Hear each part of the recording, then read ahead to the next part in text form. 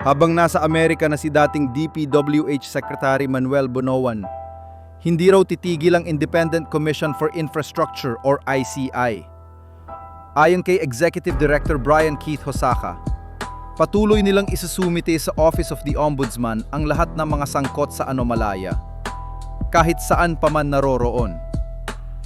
May 2 referral na nga laban kay Bonoan.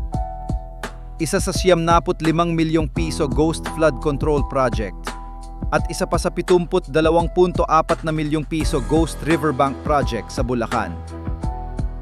Sabi ng ICI, wala silang kapangyarihan maglabas ng hold departure order. Pwede lang magrekomenda sa DOJ.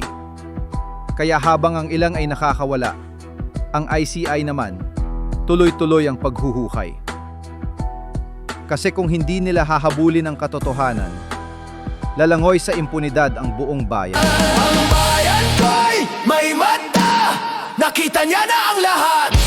Ang bayan ko'y may mata, nakita niya na ang lahat. At sa tamang